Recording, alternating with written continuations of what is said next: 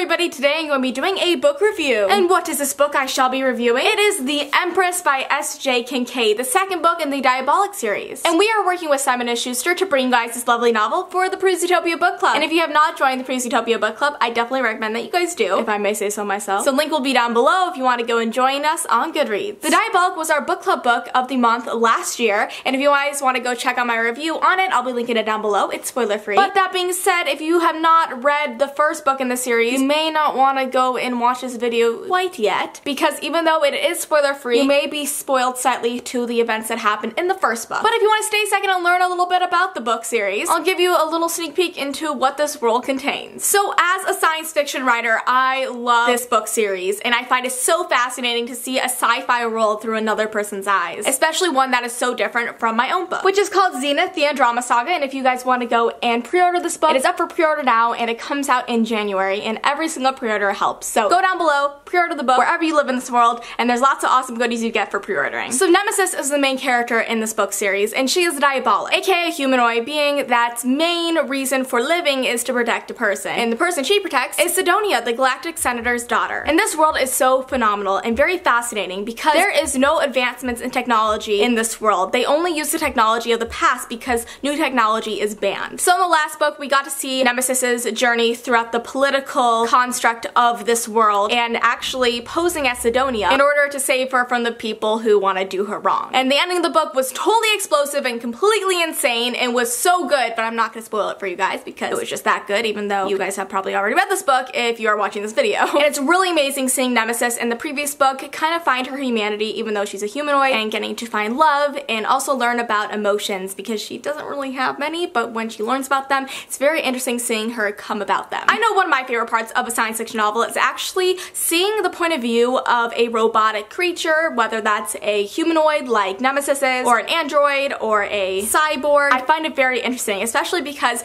they aren't naive. Like, Nemesis is not naive. She just is curious, and she is experiencing the world through the eyes of a almost emotionless being. So it's very interesting seeing her experience the world and all it has to offer, especially through her limited knowledge of what we all have, which is emotions and feelings and all that fun stuff. So the second book starts off a few months after the last one left off, and Tyrus is on the throne and Nemesis is by his side. And their main goal is to form a galaxy where information is widespread and not only for the elites who can afford it. Woohoo! Yes, political power is in the right hands, or so we think. But we learn throughout this book that having power doesn't mean that you get to keep it. And a dramatic change like the one we experienced in the last book isn't always good for everyone, and not everybody likes it. Because not everybody is keen of having a teenage emperor and Nemesis, who is a killing machine, running the government. So in order to protect Tyrus and his reign, Nemesis must show the world that she has humanity. But that may lead her and Tyrus to doing very inhuman things. So is it worth it?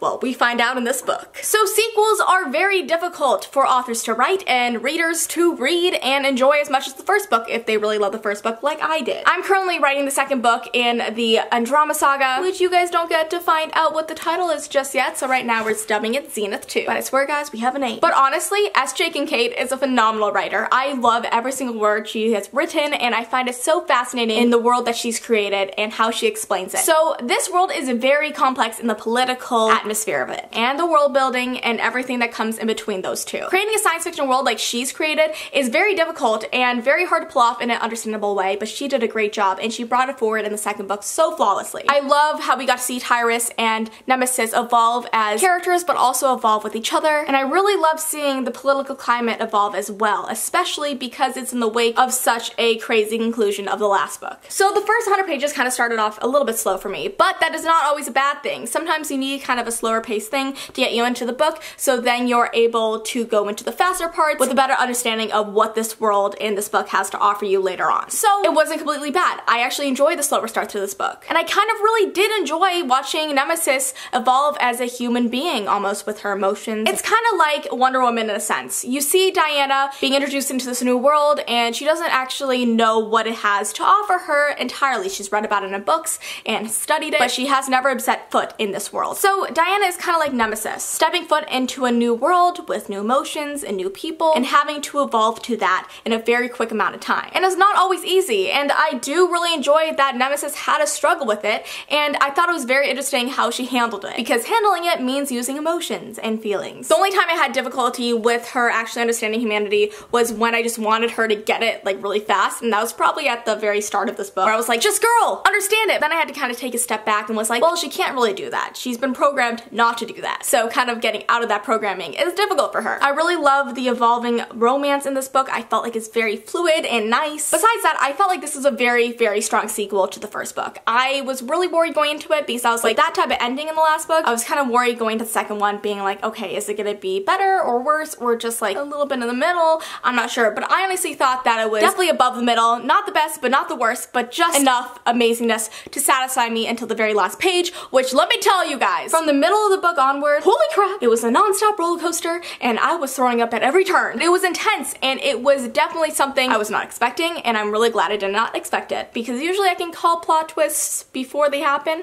but let me tell you guys, I did not catch this one. So all in all, I truly love The Empress. I thought it was a great sequel to the original book, which was The Diabolic, and if you have not read The Diabolic or The Empress yet, you're still watching this video if you have not read that. Shame on you, but not really, but you're fine. I didn't really spoil it that much. I definitely go and recommend you guys pick this up. The link will be down below. And let me know in the comments down below what you thought about this book if you read it with us this month, because I would love to hear your thoughts. That being said, thank you guys so much for watching this video. I hope you guys enjoyed it. And don't forget to pre-order Zenith. Link is down below. I know I'm really pushing the Zenith thing, but guys, my book comes out in less than 2 months and I'm really freaking out about it. Thank you. Thank you all so much for watching, and I'll see you next time. Bye!